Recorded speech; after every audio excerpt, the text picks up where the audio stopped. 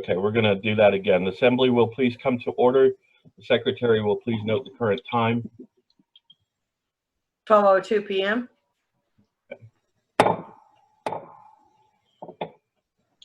Sister Fashea will please read our, I'm sorry, Right Worthy Sister Fashea will please read the preamble.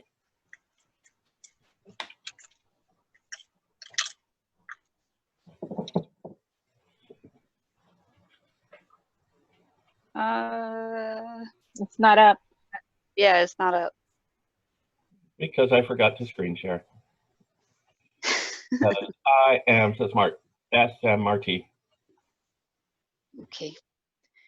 The most sacred order of the Druidcraft Fellowship is a family of companions and seekers responding in faith to the call of the gods of old, desiring to unite together in their service and praise, to observe all of the rites and rituals that are their due worship, to learn their mysteries and to reclaim the mythos and magic that is by the gods our just inheritance, to fellowship according to the traditions of Georgery and Wicca together, and to enjoy all the gifts of a spiritual life that is by those traditions sublimely inspired. Thank you, Sister Fashea. As the dedicated and initiated members of the Druidcraft Fellowship, the stewardship of this most sacred order, its preservation and well-being, is among our highest purposes. Acting together as assembly and council during this convocation, we are called to this purpose as a family of equals. Let all of our decisions therefore be thusly made. So too may they be made in perfect love and perfect trust. May the glory and grace of the gods of old in whose name we gather be reflected in all that we do. So mote it be. So mote it be. Mote it be. Brothers and sisters, please join me in reciting the Druidcraft Read.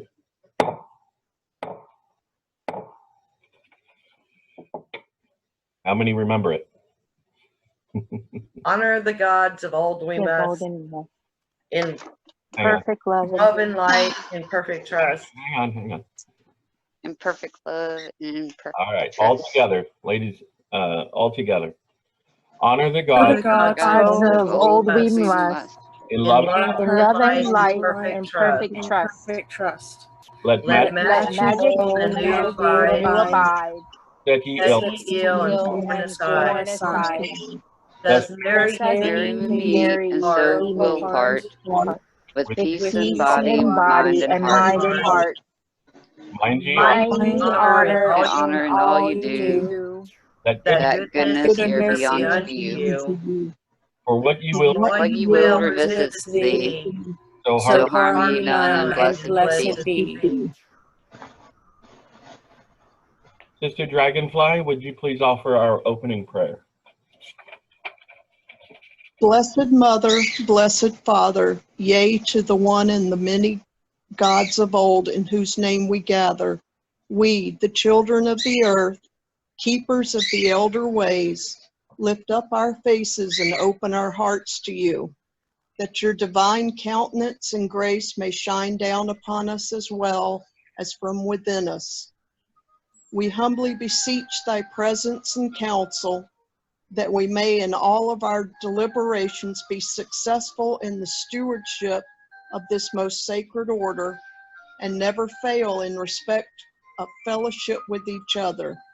May all our decisions reflect your ageless wisdom, and may all of our actions reflect only the highest of your teachings and bring you glory. So mote it be. So So mote mote it be. May we accomplish our purposes. I now declare this legislative session of the second annual Druidcraft Fellowship Convocation duly open. I want to begin by introducing all of the members present here today. And maybe invite you to share a brief round of applause as each member is introduced. We are privileged and honored to have with us today The Right Reverend Dr. Palo Santo, DD, Vice Chair of our Council.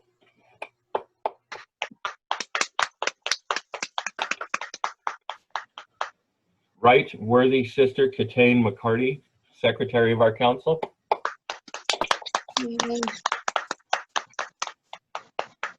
Right Worthy Charlize Ann Gonzalez, Treasurer of our Council.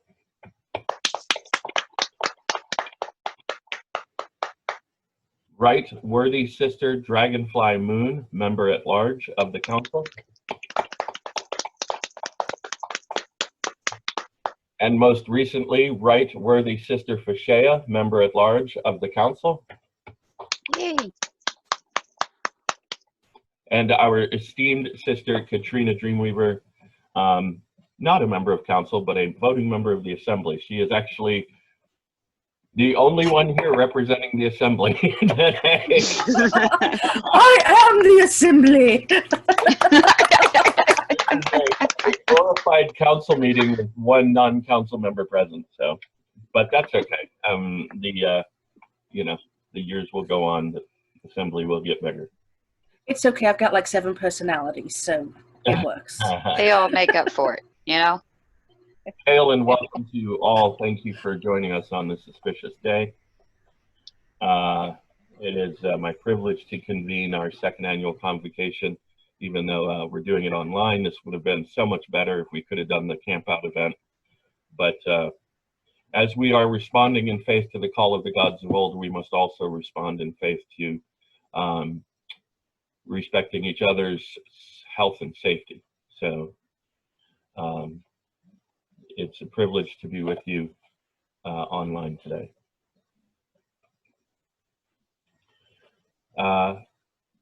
Right Worthy Sister Katane will please read the minutes of the previous Assembly of Convocation.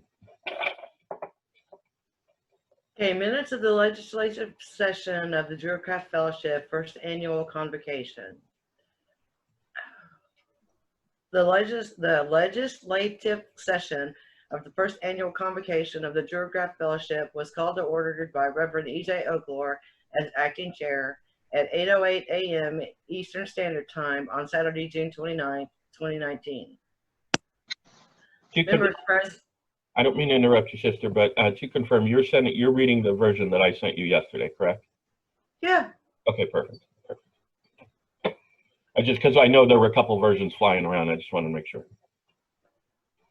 Please continue. I'm sorry. Members present were Reverend E.J. Oaklore, Sister Katane McCarty, Sister Charlie Gonzalez, Sister Dragonfly Moon, Brother Anthony Green. We had members voting by mail, and that was Reverend Palo Santo and Sister Fashea. The preamble was read by Sister Katane. The Druidcraft read was recited by all in attendance. The opening prayer was offered by Sister Charlie. There were no minutes to be read. Then began the first legislative session. The acting chair read the procedural instructions for the legislative session. The acting chair proposed that the following individuals be elected by acclamation as the interim board. Reverend E.J. Oaklore as interim presiding elder. Reverend Palo Santo, interim vice chair. Sister Katane, interim secretary. And Sister Charlie as interim treasurer. Sister Charlie moved that the aforementioned individuals to those offices stated be elected by acclamation as the interim board. The motion was seconded by Sister Dragonfly Moon. The chair called for the vote by a show of hands. The motion carried unanimously. The chair proposed the appointment of Sister Dragonfly Moon as elector of the convocation for the purpose of chairing the election proceedings later in the session. And she did a fantastic job, didn't she? Yes, she did. Quick round of applause for the job she did last year. Please continue. Brother Anthony moved that Sister Dragonfly Moon be appointed elector of convocation. The motion was seconded by Sister Katane. The chair called for the vote by show of hands. The motion carried unanimously. Sister Catane read the articles of the current draft of the Constitution of the Most Sacred Order of the Druidcraft Fellowship into the record. Sister Dragonfly Moon moved that the Constitution be ratified and adopted. Sister Charlie seconded the motion. The chair declared the floor open for discussion. No edits or changes were made.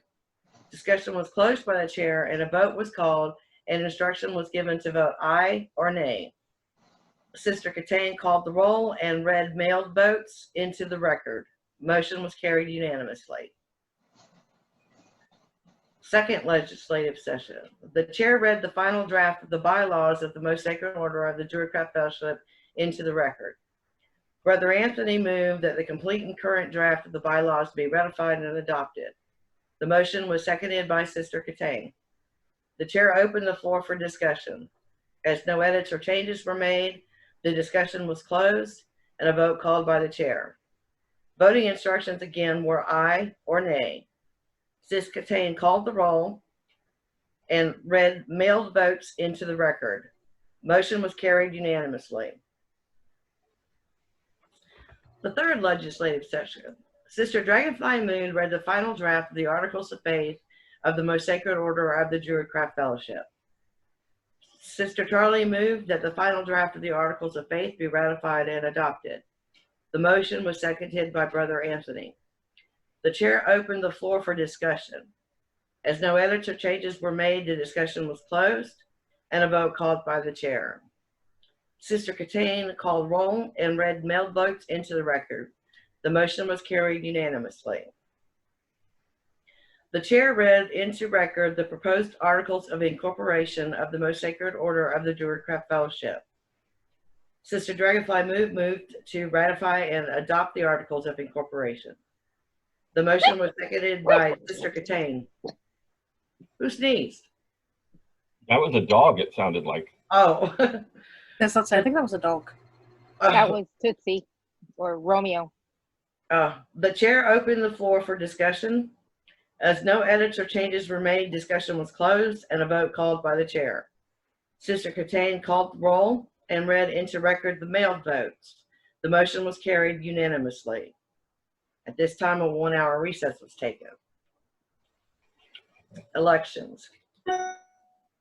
As the Convocation has already elected Reverend E.J. Oaklore as presiding elder, Reverend Paulo Santo, vice chair, Sister Catane, secretary, and Sister Charlie, treasurer, the chair proposed that these individuals, with the addition of Sisters Dragonfly Moon and Fashea as elders at large, be elected by acclamation for the ensuing term. I just found a typo.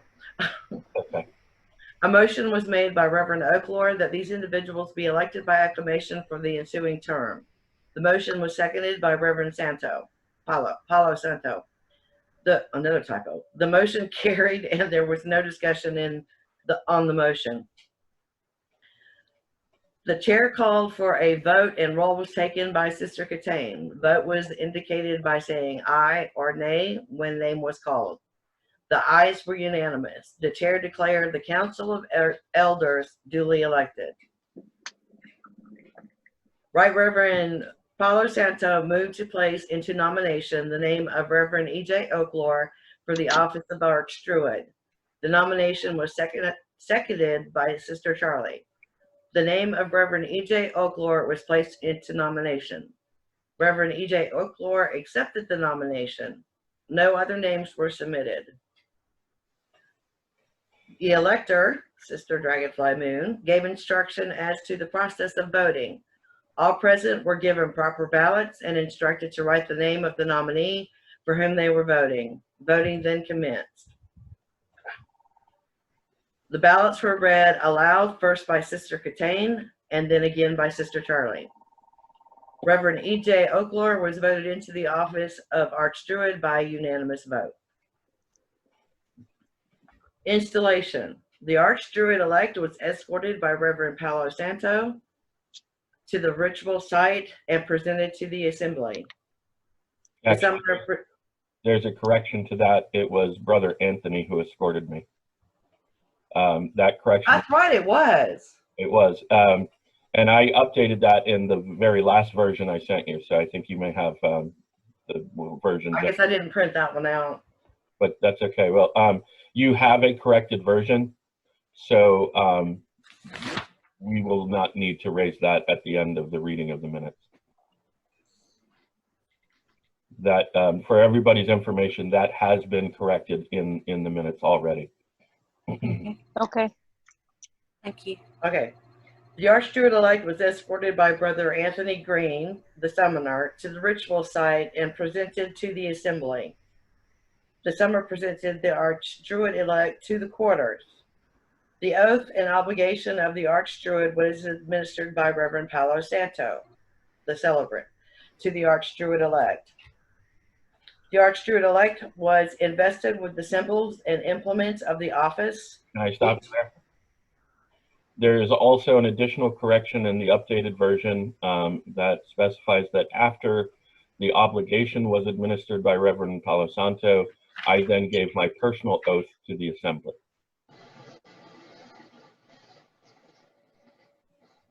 I thought I had that in there. But again, for everybody's information, that correction has already been made. Okay.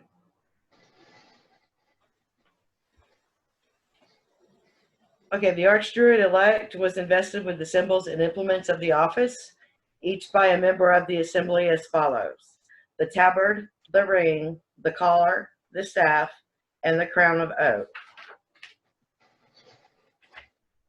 The celebrant anointed the head and hands of the Archdruid-elect. The celebrant then took up the sword of justice and placed it upon the shoulder of the Archdruid-elect and proclaimed Reverend E.J. Oaklore to be Archdruid. Each member of the assembly approached in turn and embraced and bowed to the Archdruid M.Rev. E.J. Oaklore. The summoner directed the elders-elect to form a semicircle. Each placed their right hand on the sword of justice and received the charge of office and affirmed their oath administered by the Archdruid. The Archdruid invested each with the jewel of their office. His Grace M.Rev. Archdruid E.J. Oaklore asked for remarks from each elder present and honored guests. A final call for business was made. There being no further business, the Archdruid proceeded to close. The council charge was read by M.Rev. E.J. Oaklore. The closing prayer was offered by Right Reverend Palo Santo. Convocation was closed and ample form by His Grace M.Rev. Archdruid E.J. Oaklore at 5:34 p.m. All right. Brothers and sisters, you've heard the reading of the minutes as read by Right Worthy Secretary Catane. Are there any additions or corrections to the minutes that have not already been offered? No. No. No.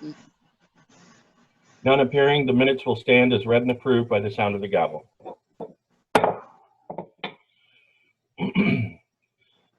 Right Worthy Sister Charlie will please report on the finances of the order. Due to COVID-19, we have been unable to do any Fundraising. so it's at 0 right now.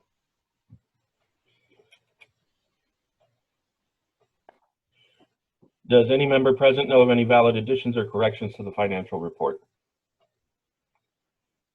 No. Would the portions of Druid Oaklore that you have been you're paying out of pocket, would that fit into the financial report, or is that something completely separate?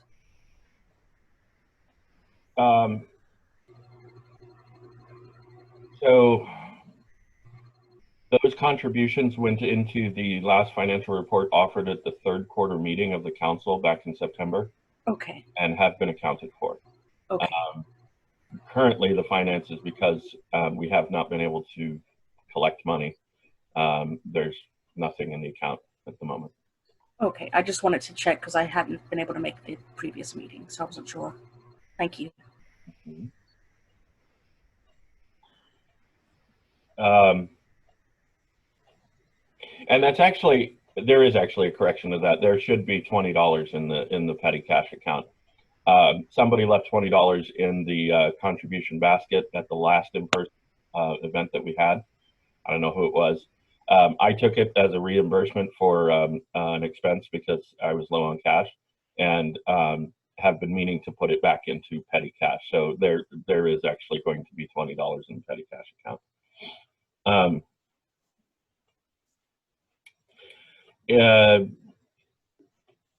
No other corrections appearing. The financial report will stand as read and approved by the sound of the gavel. The council minutes. Will our right worthy secretary please read the minutes of the third quarter meeting of the Council of Elders? And again, please make sure you're reading the very latest version I sent you in Messenger. I'm trying to pull that one up right now because I thought the only change was what you did at the end. All right, come on.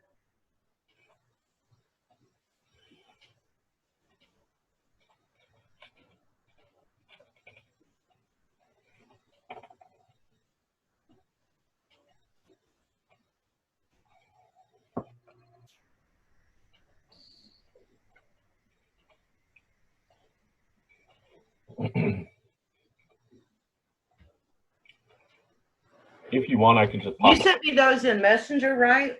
Yeah, I can just pop it over to you in Messenger again if you want. You want me to do that? It's just the scrolling is taking a little while.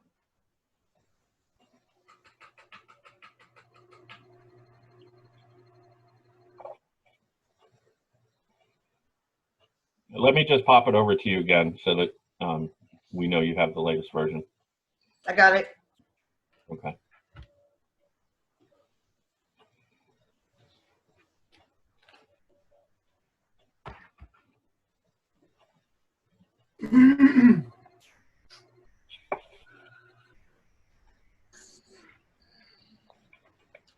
Okay, the most honorable High Council of Elders of the Druidcraft Fellowship, third quarter meeting minutes. The meeting was called to order by Chairman Oaklore at 12:16 p.m. Eastern Standard Time on Saturday, September 6th of 2019. Members present were the M. Reverend Archdruid E.J. Oaklore, the chair, Right Reverend Paulo Santo, vice chair, Right Worthy Sister Katane McCarty, secretary, Right Worthy Sister Charlie Gonzalez, treasurer. Not in attendance were Right Worthy Sister Dragonfly Moon and Right Worthy Sister Fisheo. The preamble was read by Reverend Oaklore. The Druidcraft read was recited by all in attendance. The opening prayer was offered by Reverend Paulo Santo. I'm sorry. A motion was laid by the chair to dispense with the reading of the minutes of the convocation. The motion was passed. The financial report was presented by Right Worthy Sister Charlie Gonzalez. The financial report was signed by all members present. Old business. Correction to bylaws, Article 4, subsection 4.01D. 3. Change board to council. The word board to council. Articles of faith. Corrected typographical error. Change Samhain from October 31st to November 1st. Add Litha as an AKA for summer solstice. Right Worthy Sister Charlie motion for approval of the changes. Motion was seconded by Right Worthy Sister Katane. Motion carried at 12:12 p.m. Incorporation. The Archdruid E.J. Oaklore will pay out of his own pocket to incorporate the TDF. Motion to proceed with incorporation was made by Right Worthy Sister Charlie. Motion seconded by Right Worthy Reverend Paulo Santo. Motion carried at 12:41 p.m. Typographical errors in the articles of incorporation were corrected, and articles of incorporation were re-signed by the members present.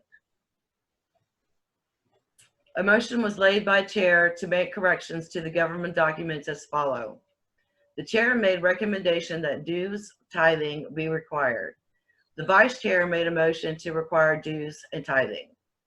The motion was seconded by Right Worthy Sister Charlie. The chair opened floor for discussion. During discussion, it was recommended that the minimum be $100 per year or $25 quarterly. A motion to append was made by Right Worthy Sister Charlie. The motion was seconded by Right Reverend Paulo Santo. The motion carried at 1:06 p.m.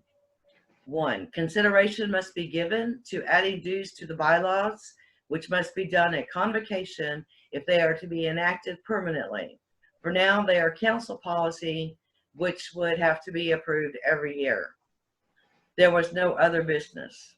The council charge was read by Right Worthy Sister Charlie. Closing prayer was presented by Right Worthy Sister Catane. Meeting was adjourned by Chairman Oaklore at 1:10 p.m. Thank you, Right Worthy Sister. Are there any additions or corrections to the minutes of the third quarter council meeting? None appearing. Those minutes will stand as approved at the sound of the gavel.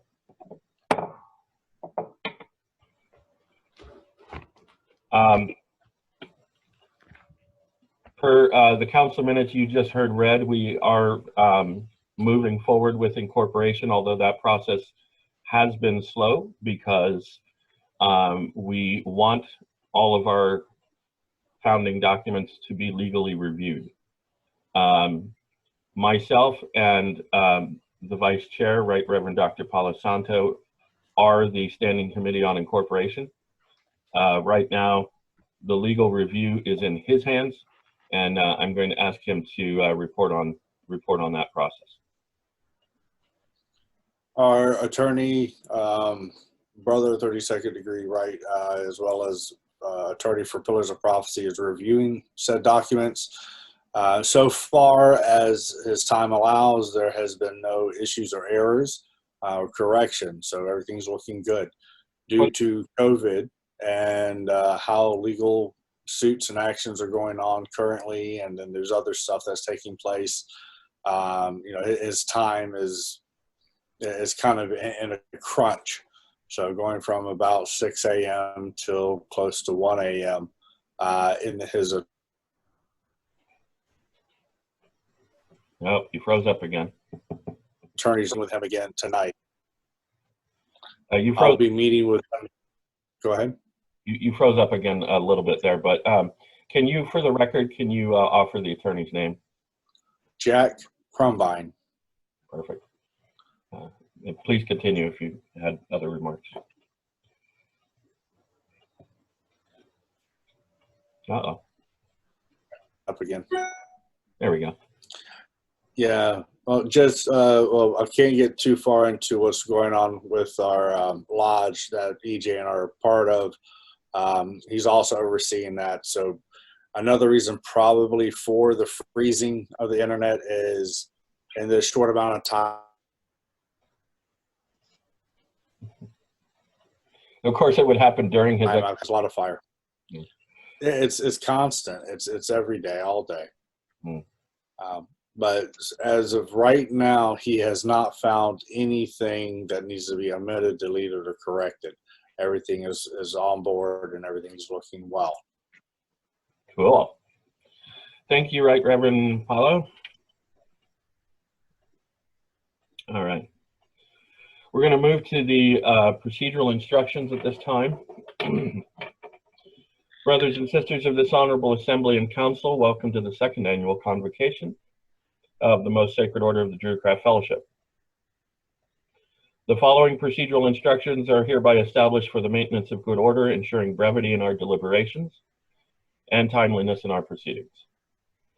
As our method of operation, this legislative session will adhere generally to the standards of parliamentary procedure as defined in Robert's Rules of Order, 11th edition. To make a motion, ask a question, or to offer discussion, a member should first seek recognition from the chair. You do that by just raising your hand and waiting for the chair to call on you. When making a motion, especially once called upon by the chair, the member should stand. Now that particular obviously does not apply because we're meeting virtually. So forget I said that. But if we were meeting in person and you were offering a motion, you would stand when you do it. As well as, well, anyway. A motion is made by saying, Mr. Chairman, I move that, followed by whatever your motion is. And for the purposes of our motions during this meeting, I will have a script for you to follow up on the screen. So, you know, if we're calling for somebody to make, if the chair is proposing a motion, one of you will volunteer to make that motion. I'll have a script for you to read up on the screen, okay? The chair should always restate the motion once it is made, along with the name of the person who made the motion, saying it has been moved by, and the name, that, stating then a summary of the motion, and will then call for a second. A member seeking to second a motion should raise their hand and wait to be called upon by the chair. To second a motion, once called upon by the chair, the member should say, Mr. Chairman, I second the motion. The chair will then restate the motion that has been made, the person's name, seconded by, and that person's name, followed by a brief summary of the motion.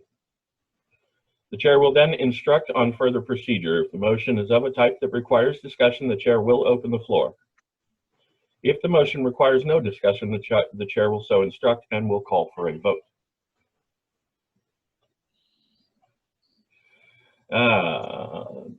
The method of voting on each business item in this legislative session is defined in the procedures, and the chair will instruct the voting members on the manner of voting each time a vote is called for.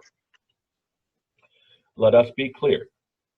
Our association with each other is familial and sociable, and this event is intended to be fun, exciting, and spiritually meaningful. However, these legislative sessions must be taken as solemn proceedings, as we are undertaking in this year's session some very important work relative to the future of our order. Let us therefore agree to limit crosstalk and to proceed with decorum, so that what we accomplish here today may be celebrated by future generations with all due adulation and joy. To that end, we ask the gods to grant us clarity, wisdom, and maturity. May we accomplish our purposes, so mote it be. So mote it be. Would it be? Okay. We are going to start with old business, which is first to relight my cigarette that went out. I think that qualifies as old business. I'm with you. I'm breaking my own rule.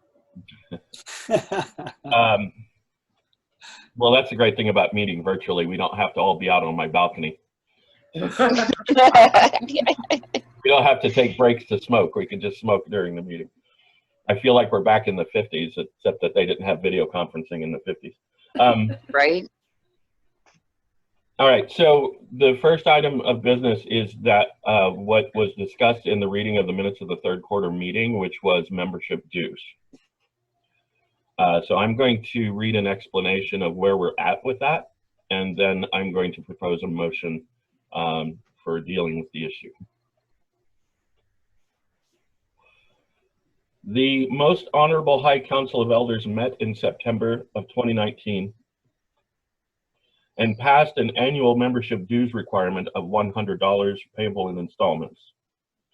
The chair, myself, later recognizing the need to evaluate whether any additional provision of the bylaws was needed in order to facilitate implementation, ordered the requirement suspended until such a review was complete.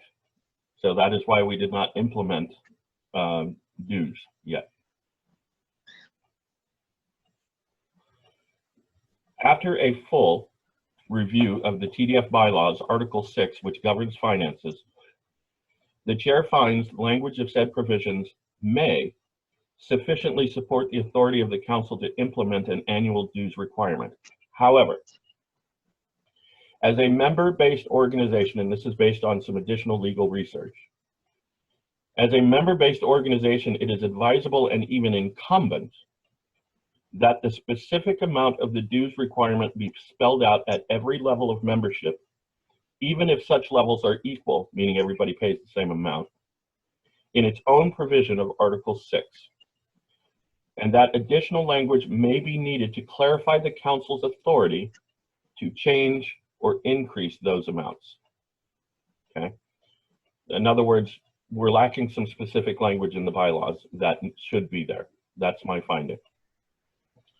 The chair, therefore, proposes a motion to table the establishment of annual membership dues to be revisited at next year's convocation in the year 2021 in the form of a proposed amendment to the bylaws. This to allow the council ample time to research and draft the appropriate language for such an amendment. So what I'm saying here is I think we should table the issue of officially charging dues until next convocation, when we can propose an amendment that contains all the correct language, right? In the meantime, members are still invited to voluntarily contribute, of course. All right. Now, I need to instruct that what will happen if this motion fails.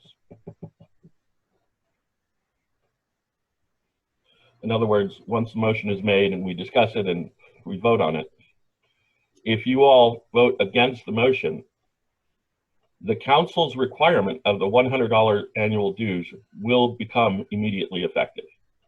But it will only stand for 1 year. It will need to be approved again, actually this year.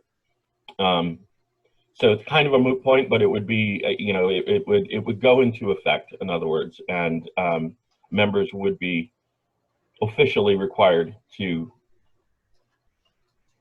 pay $100 in dues this year. The issue would still come up at next year's convocation, and an amendment would still be proposed. Voting to table the issue today means that nobody is on the hook for annual dues this year.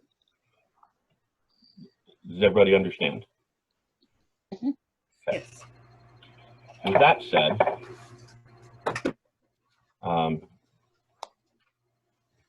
give me just a moment here.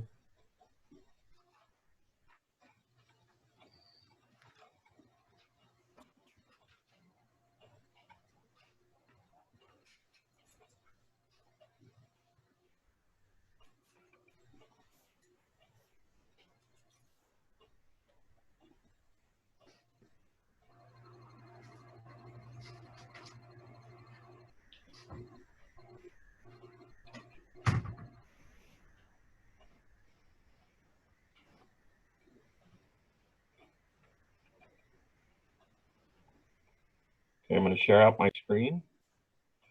And may I have a volunteer for someone to actually lay the motion on the floor? To do that, call out your name and say, "I seek to be recognized," and I will recognize you, and you just read the highlighted portion at the top of the screen. Remember, I can't see you while I'm screen sharing, so if you want to volunteer, call out your name. Sister Catane, volunteers. Sister Catane, the chair recognizes right worthy Sister Catane. Mr. Chairman, I move that the establishment of annual membership dues be tabled and revisited as suggested by the chair in the form of an amendment to the bylaws at next year's convocation. Thank you. That the establishment of annual membership dues be tabled and revisited during next year's convocation in the form of an amendment to the bylaws has been properly moved by right worthy Sister Catane. Do I hear a second? I will I second the it. motion. I'm sorry, you have to seek to be recognized first. So call out your name if you want to volunteer. Sister Charlie, The chair recognizes Sister Charlie. I second the motion. Thank you. It has been properly moved by right worthy Sister Catane and seconded by right worthy Sister Charlie that the establishment of annual membership dues be tabled and revisited during next year's convocation in the form of an amendment to the bylaws. The floor will now be open for discussion on the motion.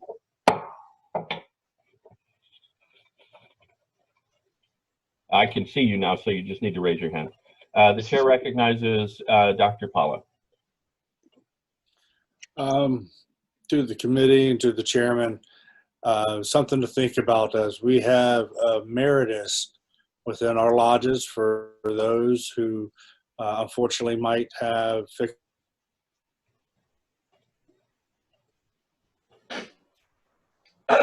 here. That might be something to add into the bylaws of a emeritus program for those needing assistance for those dues if need be. So you froze up a little bit there, but that's okay. What Dr. Santo is describing in the Masonic lodge to which we belong, there's what's called an emeritus program, which is a list that you can be placed on if you're unable to afford your dues that year. So it's kind of like we put you on what's called the emeritus list, and your dues are forgiven for that year. It comes with some minor restrictions. For example, I don't believe that you can hold elected office while on the emeritus list. You cannot demit from the lodge. Not that demitting is an issue in our order, but it basically means that you would not be able to transfer your membership from one lodge to another while you're on the emeritus list. It's a good consideration, and I fully support that. So I'm going to suggest that we look at writing that into the amendment that we're going to propose next year.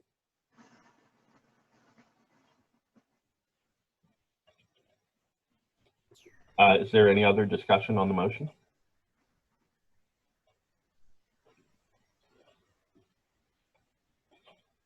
I second the motion. This is Sister Charlie. I second the motion. Or Well, you already did that. I agree totally with it.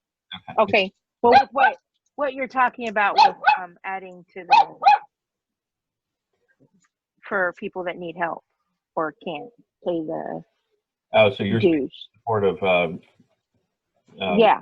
Santo's idea. Yeah, absolutely. And I do. We will, the chair, if the motion passes, the chair will name a committee to draft the language. And Okay. the committee will probably be the 4 officers.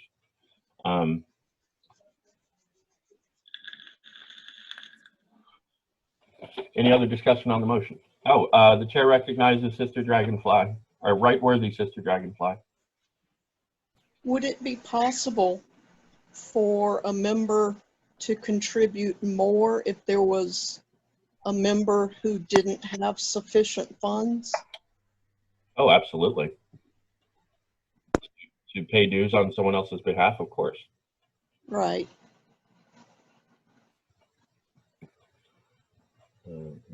I mean, we were talking about that last time.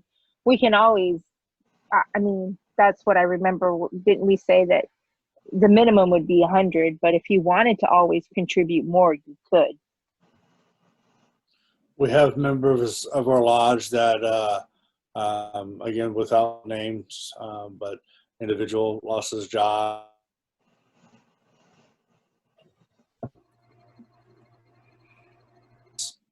The emeritus was important because each lodge has to pay what is called a per capita or series per membership of dues to the parent body head, which will be the Grand Lodge.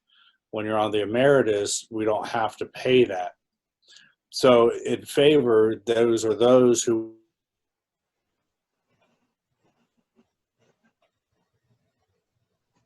All of to pay these the breaking dues. up. All right, where did I lose you? So when the brothers pay for that, because also apparently in the order, when they go on emeritus, they also lose voting rights. So the fact that our coven is the Mother That Coven, has strong points. That's correct. the fact that our coven is the Mother Coven means that our coven has a special relationship with the TDF that no other coven will have. That's In correct. this respect, our coven is like our lodge's Grand Lodge, right? We are both a local coven, but we are also the seat of government for the TDF. So what is to the coven is to the TDF. So we have a very special relationship that permits that whatever dues you pay to the coven are paid to TDF, right? Because we share the same budget. Basically, everything is done in tandem under both auspices. Now, other covens, future covens, right? They will have to charge dues over and above, and this may be a consideration of the amount that we charge as TDF. They will have to charge dues over and above what is owed to the TDF, right?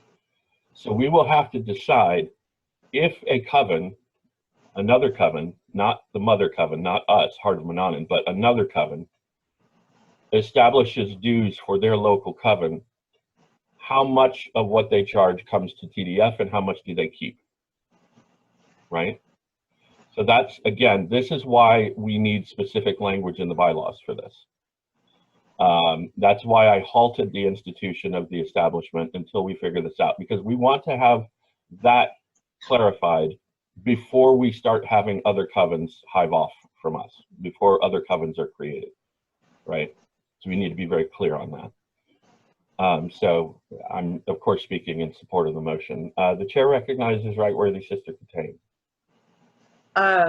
My question to everybody is the amount that we decided on at our meeting back in September is $100 a year, paid $25 quarterly, okay?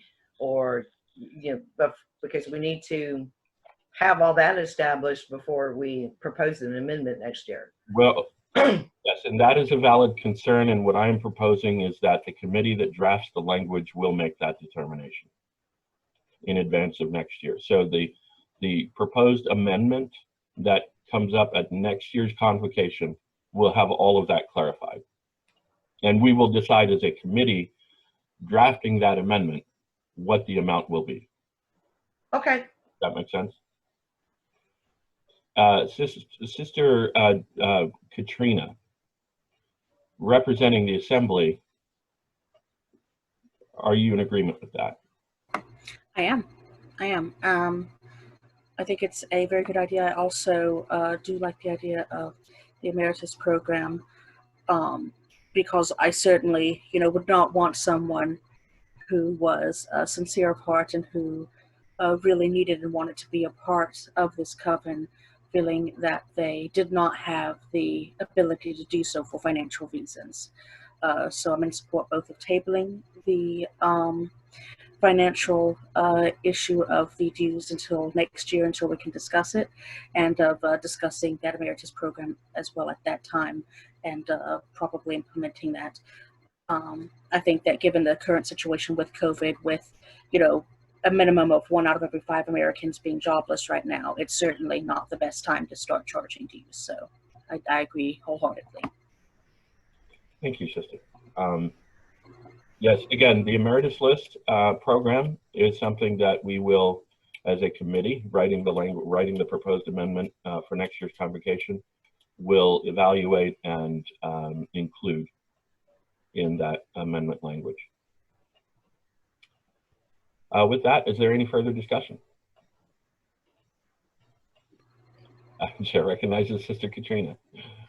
I did have one quick suggestion concerning dues, when we do implement those, and that would be the possibility, with an eye toward the future, of having more than one coven, and of having part of those dues going toward a mother coven, which would be this one. If a person does choose to pay their dues by month rather than by year, I would suggest maybe making that monthly amount an even $10, which would end up being $120 rather than $100 per year.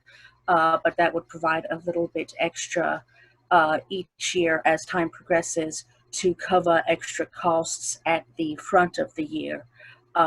when not all of the dues are completely in for the entire year, if that makes sense. It does, but that is a determination we want to say for the committee work. Okay.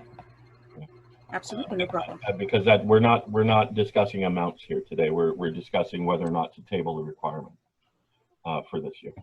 But that's a great idea, and please write it down and be sure to bring it up during the committee. I'll try to remember. You're judging a really bad or you're trusting a really bad memory here. So I'll remember.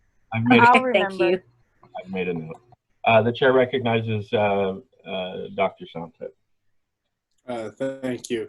And with Sister Katrina, I'm in 100% agreement on her. And that's where, as like the Grand Lodge, they do the same, because right now our per capita is $20. So if an individual needs to go on a deferment plan versus the emeritus, then they're able to pay their $10 a month or whatever have you. And because the Grand Lodge actually gets $20 per person involved in the lodge to the parent organization, because they're the ones that deal with all the headache and the filing and legalities of each little subdivision within those lodges. So eventually, looking into the future, when this coven has splintered, and not splintered in a bad way, but in a great way, where it is growing and expanding in multitude of covens, you're going to want to have all this already worked out in the finals, so that way 5-10 years from now you don't come into this scenario of trying to scramble and put certain procedures in place. That's right. Yes, thank you for pointing that out. And for the information of all, discussing a future proposed amendment to the bylaws will not, repeat, not delay our incorporation process. As a nonprofit, we have the right to amend our bylaws at any time. So what we will do is, before next year's convocation, before the amendment is proposed, we will have just the language of that one amendment reviewed by our attorney, just to make sure it's on the up and up, and satisfies any legal requirement vis-a-vis our liability or conflicts that may arise from having dues language in the bylaws. But it will not delay our moving forward with incorporation, because the bylaws for now stand as they are. And what I'm hearing from Dr. Santo is that the language so far looks good. Is there any other discussion? None appearing. The floor is now closed for discussion. The motion before us, brothers and sisters, is to table the establishment of the annual dues membership and to revisit the proposal during next year's convocation in the form of a proposed amendment to the bylaws. The chair hereby calls for a vote, and the secretary will call the roll. All those in favor, please indicate your vote by saying aye when your name is called. Those opposed, please say nay. Madam Right-Worthy Secretary.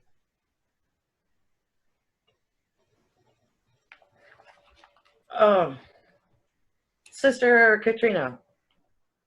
Aye.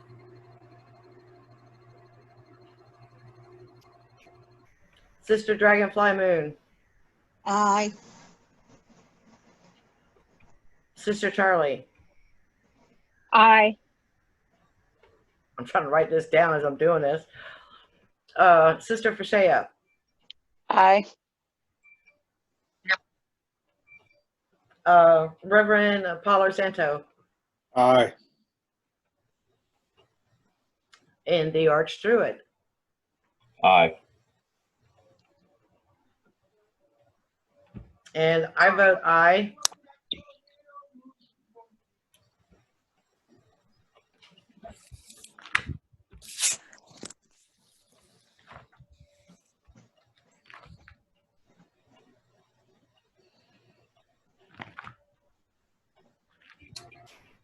And Sister Karen Willows votes aye by mail.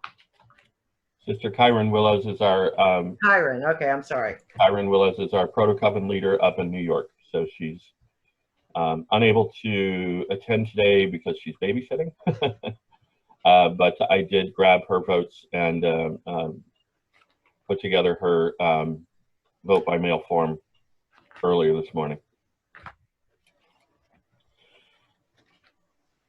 Would the secretary please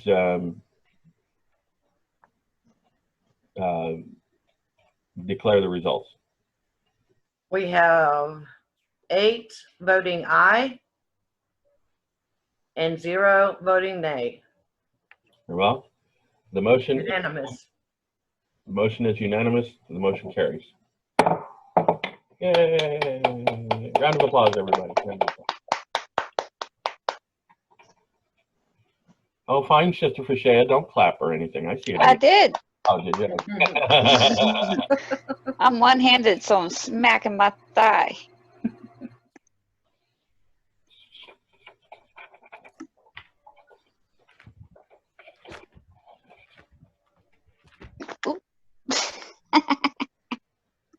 We are going to move on now to new business. And I'm going to share out my screen for Reverend Paulo's sake real quick.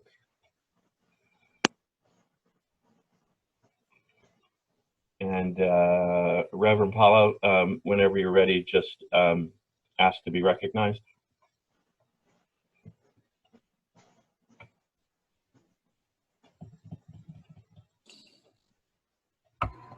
Are you with us? I am. You see me or not? No, I'm sharing my screen so I can't see. So just call out your name.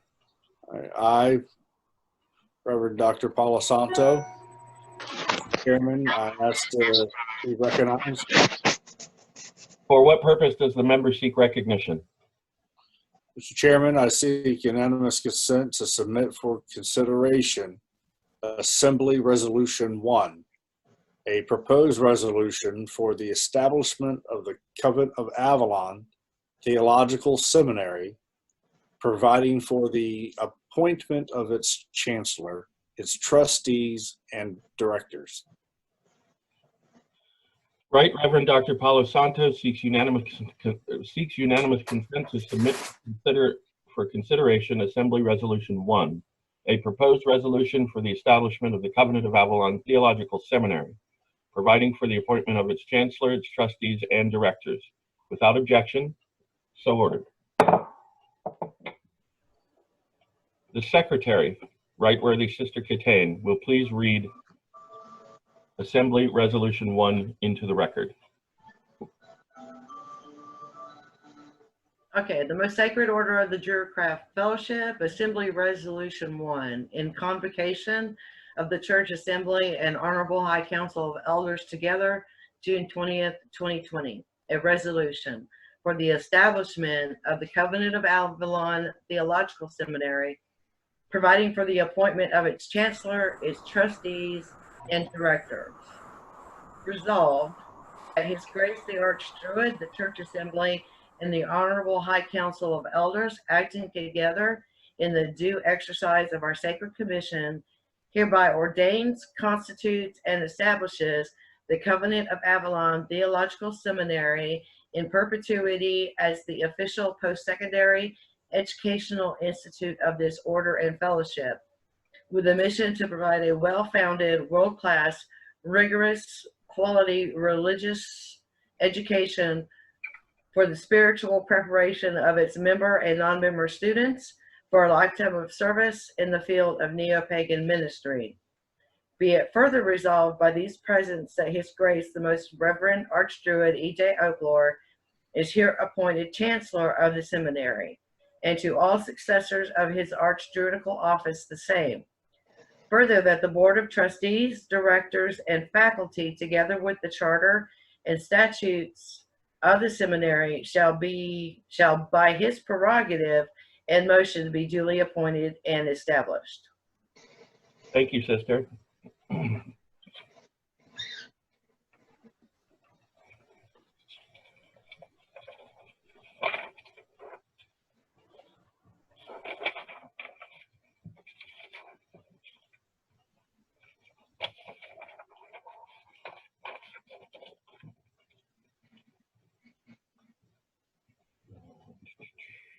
Actually, I need to share my screen again.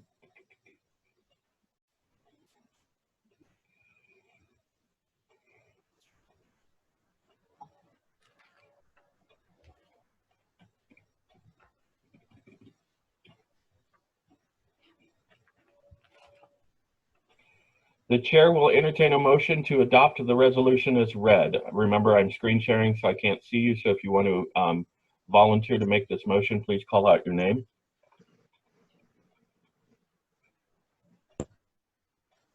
Bashea. The chair recognizes Sister Fashea. Mr. Chairman, I move to adopt Assembly Resolution 1 as read. Thank you, Sister Fashea. The adoption of Assembly Resolution 1 has been properly moved by right-worthy Sister Fashea. Do I hear a second? Again, call out your name to be recognized. Sister Dragonfly. The chair recognizes Sister Dragonfly, right-worthy Sister Dragonfly. Mr. Chairman, I second the motion. It has been properly moved by right-worthy Sister Fashea and seconded by right-worthy Sister Dragonfly that the Assembly Resolution 1, that Assembly Resolution 1 be adopted as read into the record. The floor will now be open for discussion on the motion.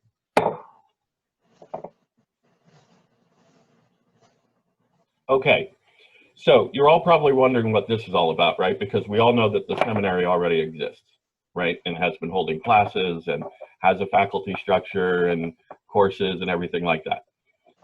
The point of this resolution is for convocation for all of us as a church body together, just to put our official sanction on it, right? Basically, we are officially creating and chartering the seminary as belonging to us, owned by the TDF. Does that make sense to everyone? Yes. The idea here being that the tradition will become that the archdruid of the TDF is always going to be the chancellor of this seminary.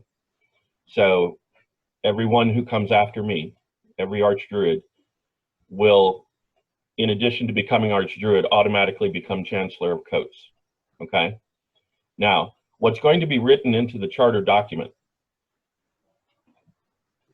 is that I will have the authority to designate to a director of seminary studies. In a second, Sister. I got a second. Okay, the chair recognizes right-worthy Sister Katane.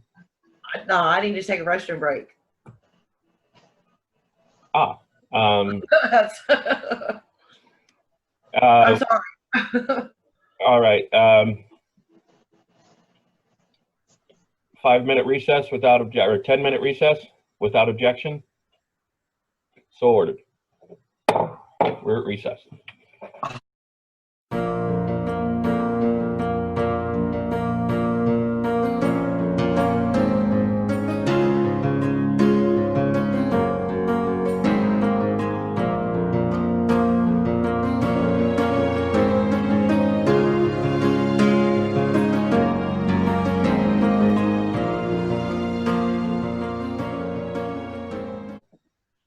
The secretary will note that we are called back to order at 1:13 p.m.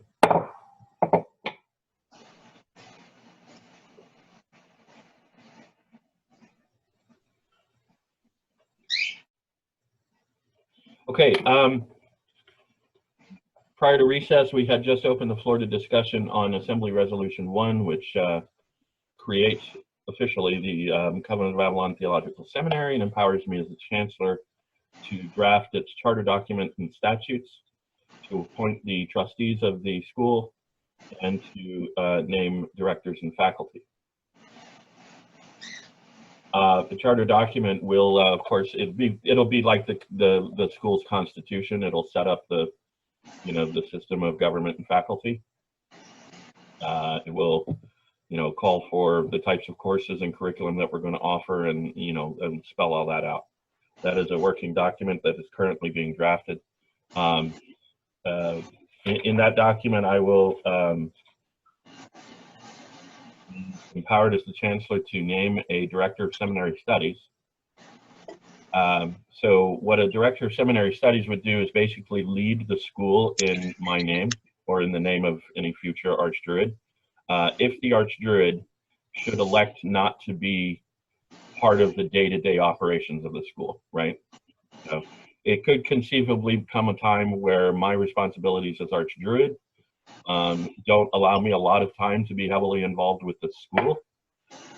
So I may at some point, I would still be the chancellor, but I may at some point delegate a director of seminary studies to have the care of the day-to-day operations of the school as its administrator. Does that make sense? So all of this is created and empowered under Assembly Resolution 1. So with that being said, I invite any questions or discussions.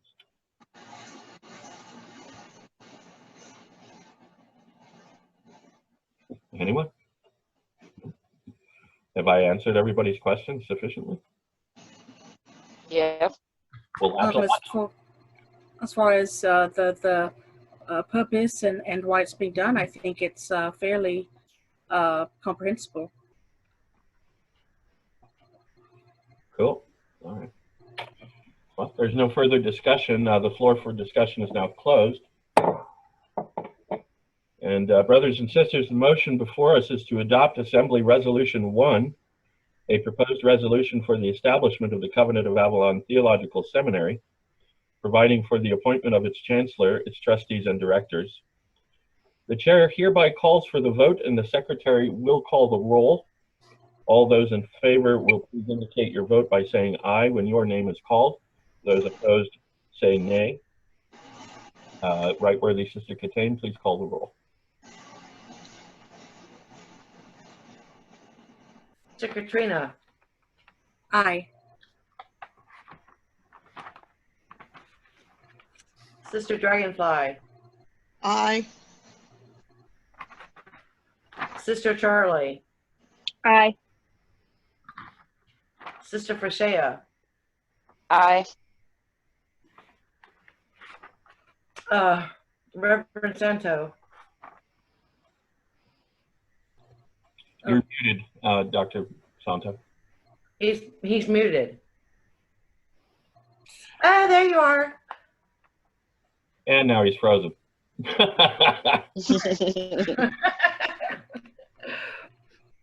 Well, one more time, Dr. Santo. Aye. Okay. The Archdruid, Aye. Sister Catane votes aye. And Sister Voy a Kyra ir como 10 minutos. votes 5 aye. minutos. Ven para que veas. Es church. Sister Karen votes aye by mail. Ya voy a acabar.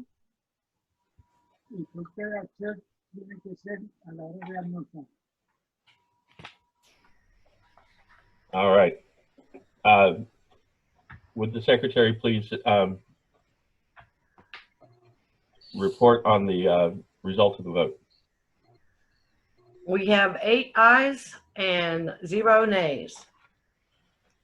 Vote on the motion is unanimous in favor. The motion carries. Yay! Yay!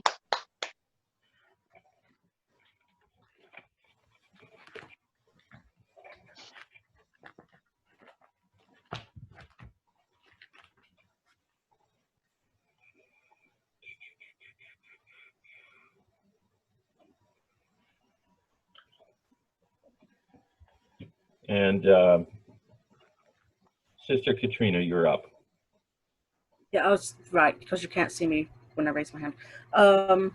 Sister Katrina Dreamweaver seeks to be recognized by the council. For what purpose does the member seek recognition? Mr. Chairman, I seek unanimous consent to consider Assembly Resolution 2, a resolution for the grant of our charter, and I can't see the entire thing, I apologize. Charter and Covenant. Charter and Covenant to the Congregation of the Heart of Manannán Mother Coven of the Druidcraft Fellowship. Sister Katrina Dreamweaver seeks unanimous consent to submit for consideration Assembly Resolution 2, a proposed resolution for the grant of our charter and covenant to the Congregation of Heart of Manannán as the Mother Coven of the Druidcraft Fellowship. Without objection, it is so ordered. The Secretary will please read the proposed resolution into the record.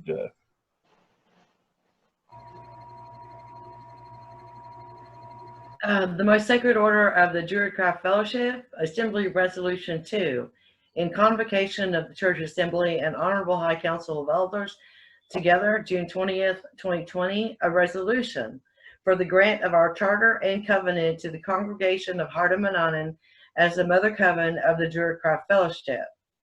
Resolved that His Grace the Archdruid, the Church Assembly, and the Honorable High Council of Elders, acting together in the due exercise of their sacred commission, grants to the Congregation of Heart of Manannán Coven, located in Jacksonville, Florida, our charter and covenant in full recognition of the establishment of said coven, according to our shared traditions, and in their full acceptance of and agreement with the Constitution, bylaws, and articles of faith of our most sacred order of and fellowship.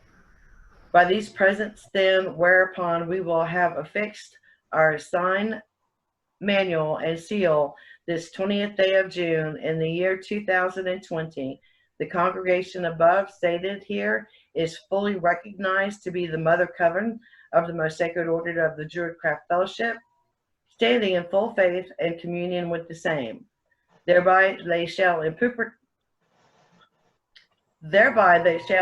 perpetuity, or for as long as our charter and covenant shall be held in effect, be known to us and to the community they serve as the Heart of Manannán Druidcraft Fellowship Coven. Thank you, Sister.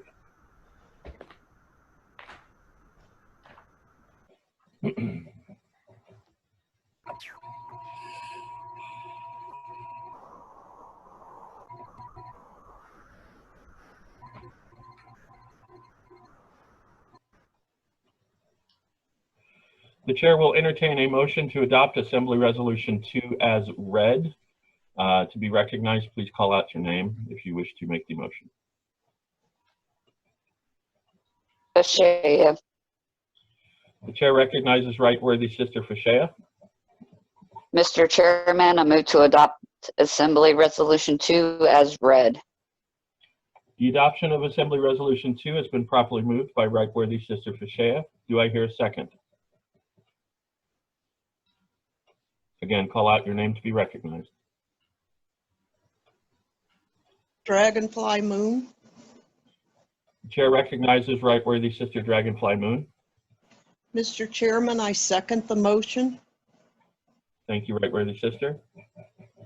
It has been properly moved by Right Worthy Sister Fashea and seconded by Right Worthy Sister Dragonfly Moon that Assembly Resolution 2 be adopted as read. The floor will now be open for discussion on the motion.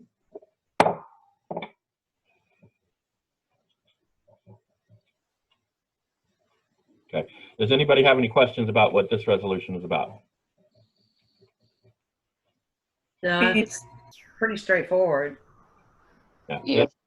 This officially gives the TDFs as the parent organization our charter to our local coven, creating it as the Mother Coven. Pretty straightforward, as Sister Katane suggested. Any questions, concerns, discussion? I'm assuming that any discussion concerning the specifics about the structure, once there are other covens, will again take place at a later time, closer to when that becomes, you know, something that needs to be considered. Or is that something that we already have written into the bylaws and such, as far as how that is going to work? Is that something in other words, is that something we need to discuss at some point, or is that already taken care of? That is a great question, Sister Katrina. The fact is that, yes, a subset of bylaws must exist for the local coven.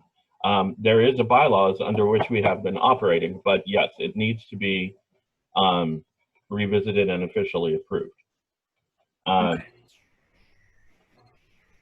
we, again, because we're the Mother Coven, the largest of our auspices,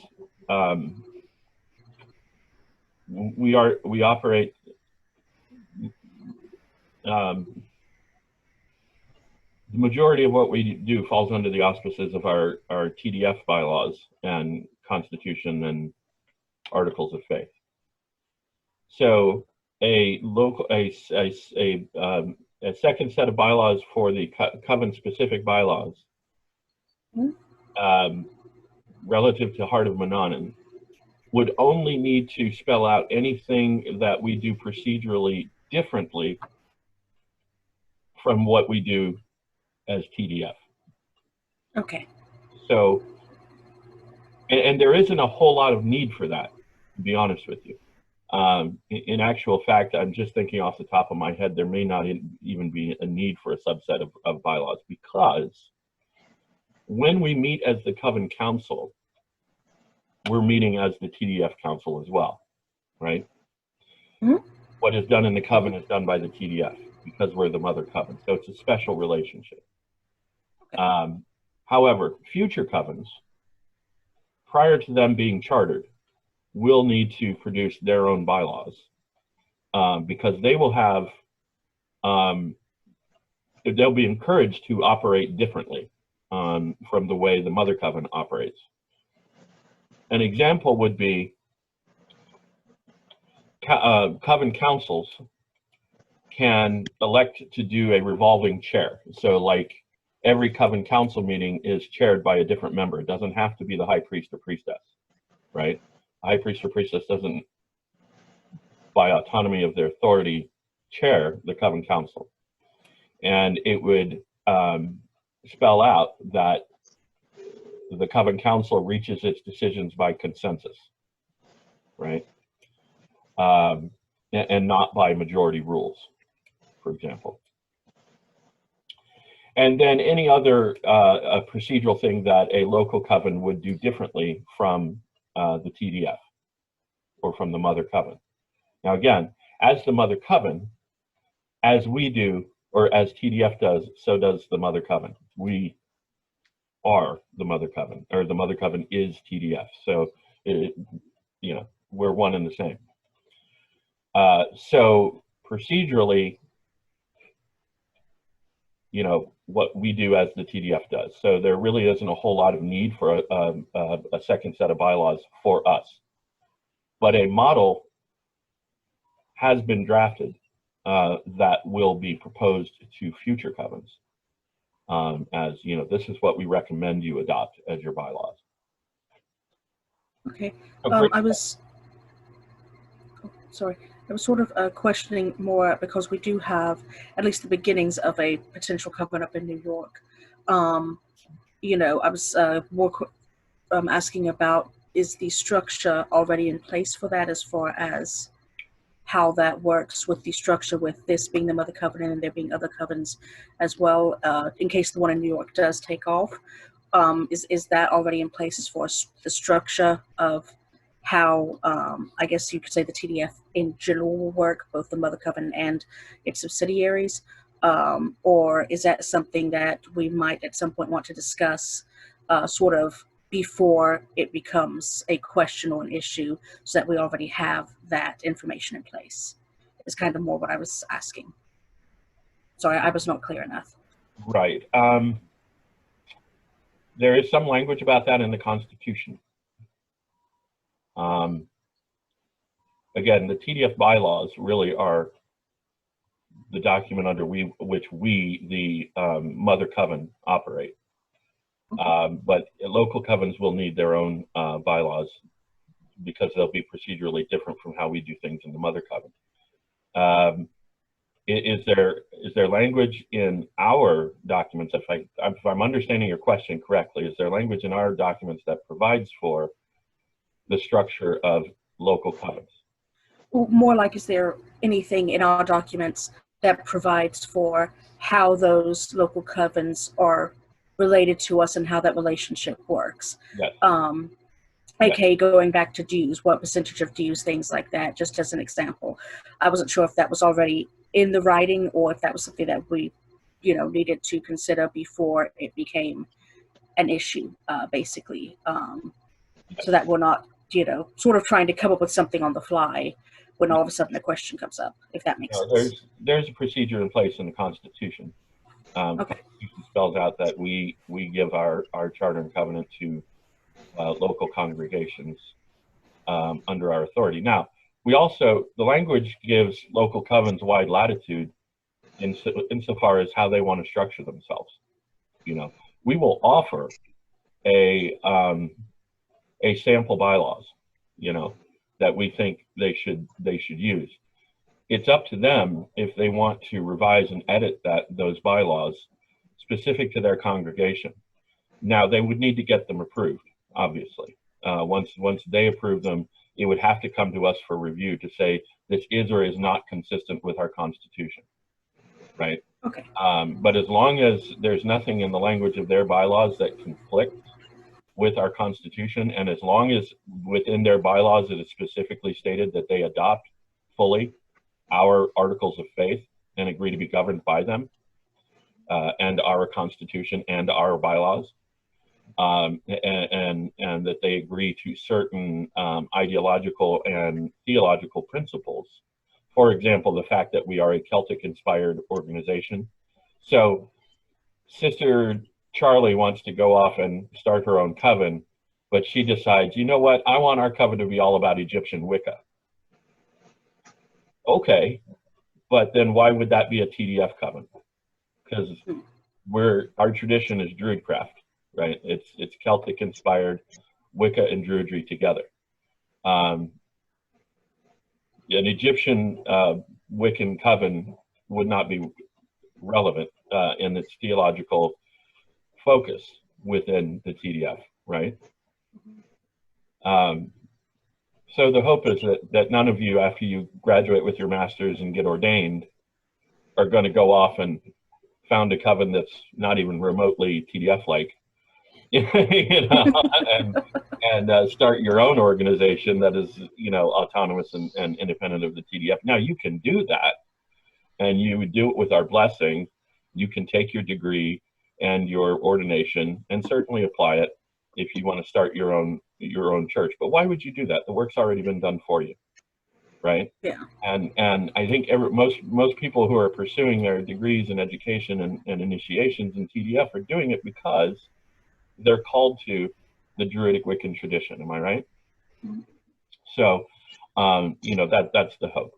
Okay. We did have one dedicant who left us because she felt called to a soft room, which is cool. Some of you may recall Sister. What's her name? Nicole, Sister Nicole. She left to follow the Asatra tradition, which is great, and she went with our blessing, and she's still a friend of the coven, and she gets to keep the status of her dedication.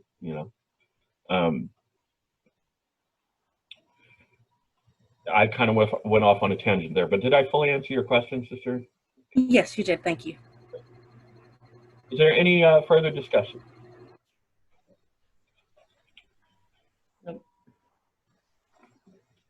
No? Okay. The floor for discussion is now closed.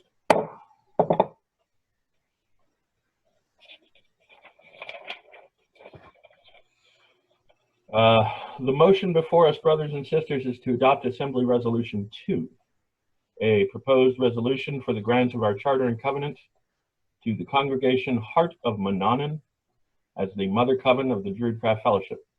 The chair hereby calls for a vote, and the secretary will call the roll. All those in favor, please indicate your vote by saying aye when your name is called. Those opposed, please say nay. Right worthy Sister Katane.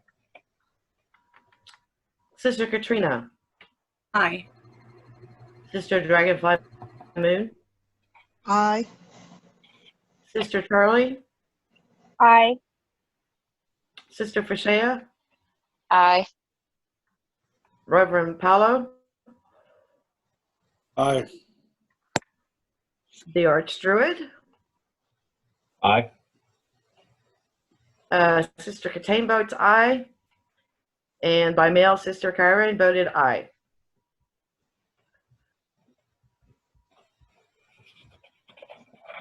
The secretary will please read the results of the vote. We have 8 ayes, 0 nays.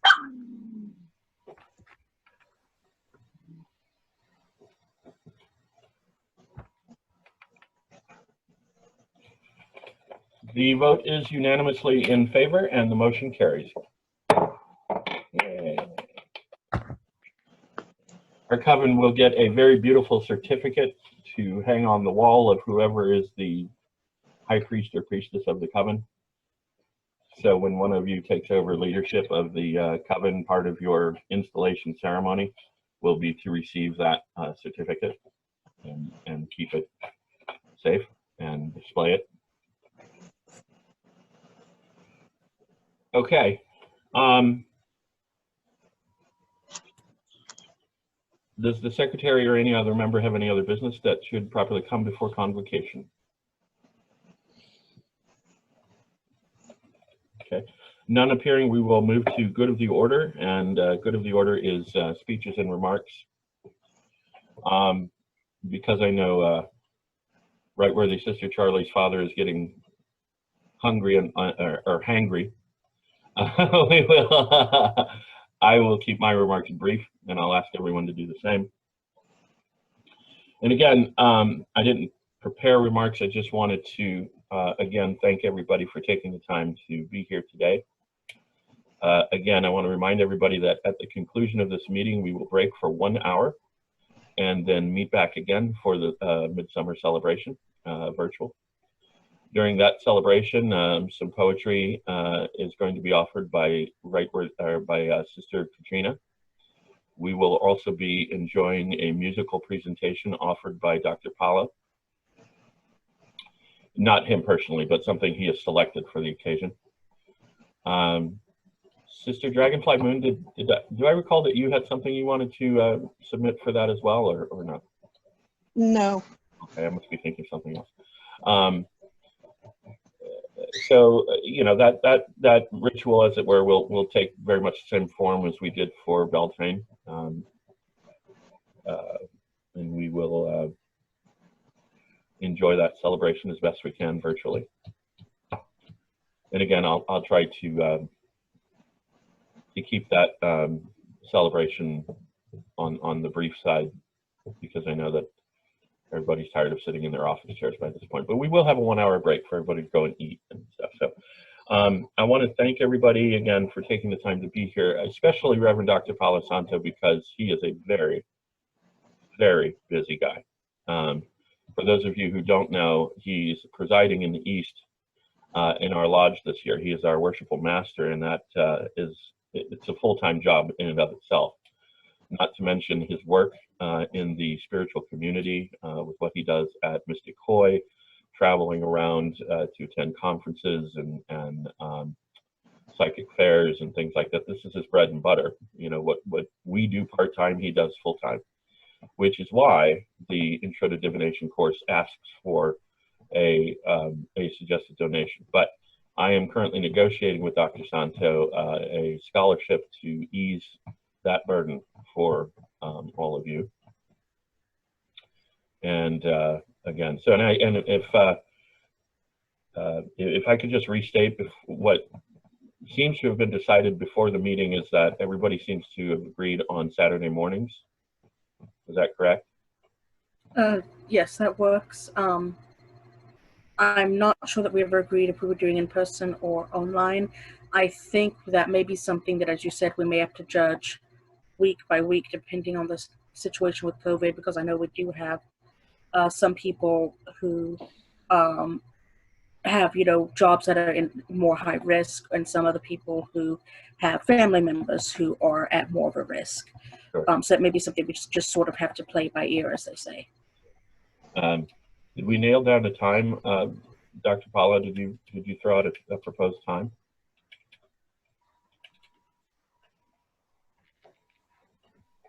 Buddy? Did you throw out a proposed time for Saturday mornings?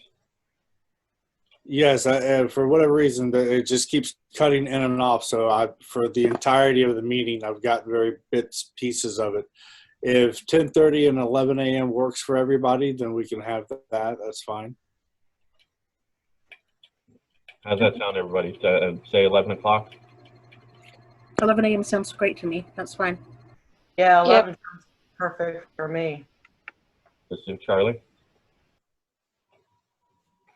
Yes, I just need a reminder, so I'll just put it in my phone if I don't forget. Do we want to start these classes a week from today, or say 2 weeks from today? What works for you, Dr. Tom? 2 weeks from today, as we have master's degrees. Okay. Let's make a side note of that, and I will put out an announcement in the Coven chat. Dr. Shanto, I don't know if you have your own Zoom account or not, but you're free to use mine. I do. You do? Okay. I do. Okay. And you guys can, what we'll do is we'll set up a new class chat, group chat in the Facebook group. And it'll just be the students, Dr. Paulo and myself. And what I'd like you to do is, remembering that your class will start in 2 weeks, use that venue to discuss whether or not you want to do this at Mr. Coy, the first class at Mr. Coy or online. And then I'll need to know from all of you who, prior to that first class, will be able to make your $25 suggested donation. Excellent. Okay. If you cannot, please let me know, because I will cover it for you. Okay. Chancellor, we may be able to do it next Saturday, depending. Okay, that's still, I mean, just depending, because the following Saturday is 4th of July.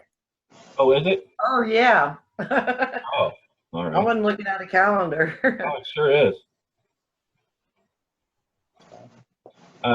So we're all on. You want to start classes on the 11th of July then? We could do that, but at the same time, since we're all in chat, I'm going to keep you guys posted on my scheduling. If we can swing it via Zoom on the 27th, then we'll make it happen. I'll do whatever I can to help you ladies out, okay? Okay. Does everybody want to start next week on the 27th? That's no problem for me. I know that Sister Katane said that she would still be quarantined, so that would definitely need to be a Zoom class. Is that correct, Sister Katane? Would, yeah. Yes. Okay. Probably safest anyway, for the time being, but yeah, that should not be an issue. So I think we should be just fine. My mind went blank. I'm sorry. My train of thought just derailed. All right. I'm glad we got that settled, because it's been bothering me that we haven't had those classes started yet. So good. Is there any way we can do it? Oh, no, that's fine. I'll talk to you later about it, because I have to go get food for Dad at 11. So Every Saturday? every day. Okay. So We can. I might be a couple minutes. could you do it earlier before class? It's only one day of the week. Yeah. Okay. I mean, I can try to see. Yeah. I might be a couple minutes late, but that's I'm sure that can be accommodated. okay. We're Okay. not too strict here with coats. Yes. Sister Katane. I am quarantined through July 1st. Okay, perfect. All right, so let me conclude my remarks. Again, thank you, everybody. We got a lot accomplished today, and I thank you for being a part of the history of this church and its future. I know it's what we're doing at these convocations is going to create something that is very special to hand off to all of you when you are ordained and in the leadership and leading your own congregations. So thank you for your participation and for your energy and magic. And also special thank you to Right Worthy Sister Dragonfly Moon, because I know that catching her on an available weekend is a challenge. So we're very happy. That's true. We're very happy. I'm home this weekend. That's awesome. Yeah, you were at your retreat for quite a while there, weren't you? A couple of weeks. 10 wonderful days. All right. That's my remarks. Thank you, everybody. I extend to you all my blessings and praise. We will now hear from Right Reverend Dr. Paula Santa. It's been a blessing and a journey and an experience with you ladies and watching the development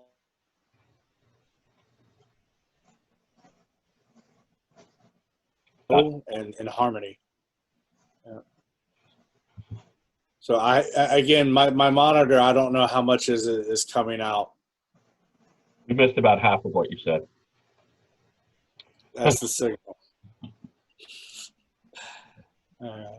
Right Worthy Sister Katane. Yes, Your Grace. Beg pardon? Huh? Your remarks? Any I thoughts? don't have any at this time. Right Worthy Sister Charlie, anything you'd like to add? Oh, she's muted. She's not there. Okay, we'll circle back. Right Worthy Sister Fashea. Yeah, I don't have nothing to add at this time. Right Worthy Sister Dragonfly Moon. It's just been a blessing to be a part of this, and I'm thankful for all of you guys. We're thankful for you. Sister Charlie, come back. There you are. Sister Charlie, do you have any thoughts you'd like to share?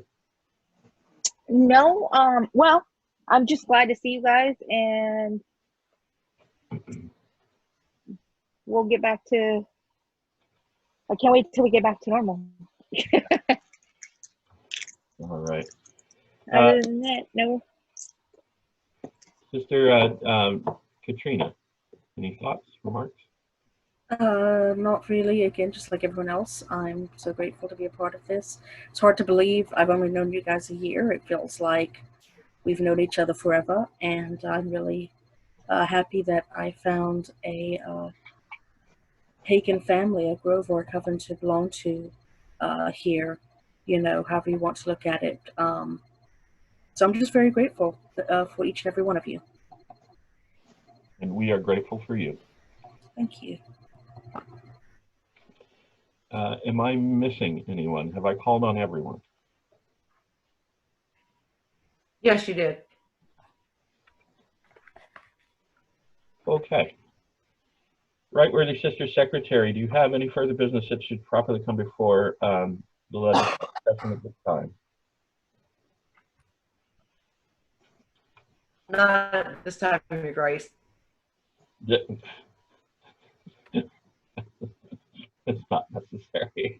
Thank you. Attestation is only used in the most formal documents. I mean, This is a very formal meeting, so. Does anyone here have any further business that should come before this legislative session at this time? No. No. None appearing, I shall proceed to close.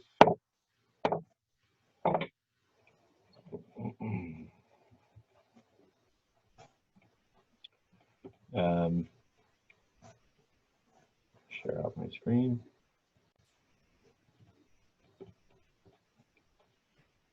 And what did that happen?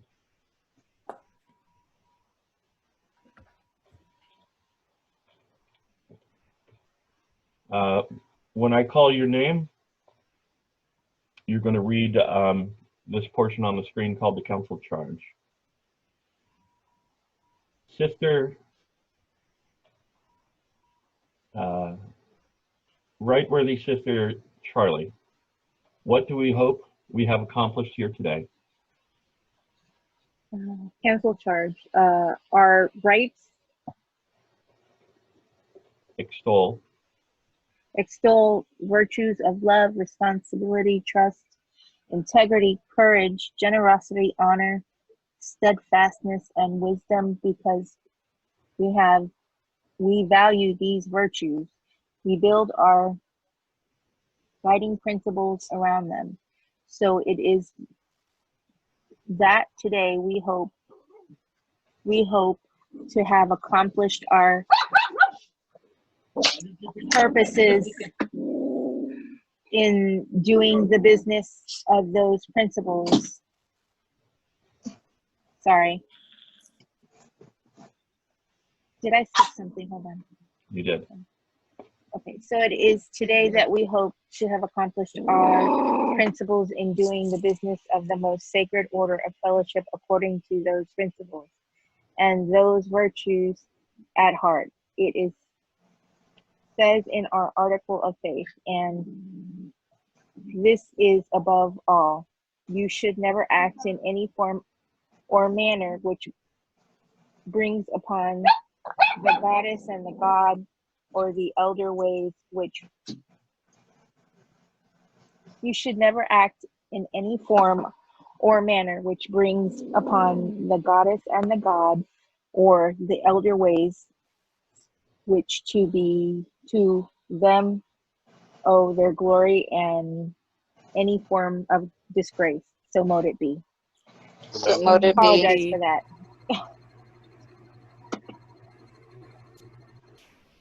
Right, Reverend Dr. Palo Santo, will you please lead us in their closing prayer?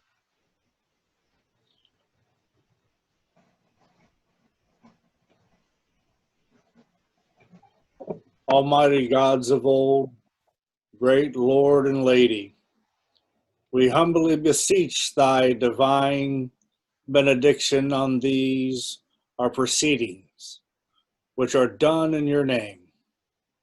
May all that we have done here today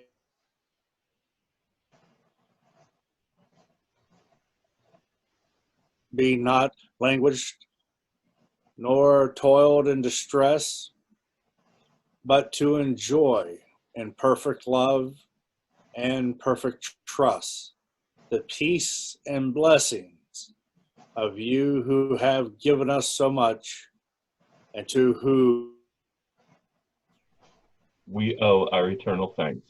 So mote it be. So mote it So mote be. it be.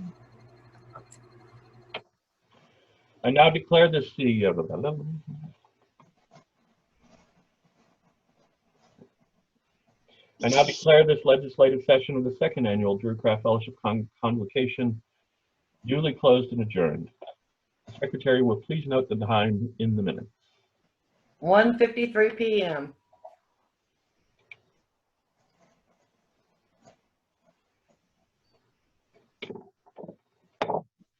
Yay!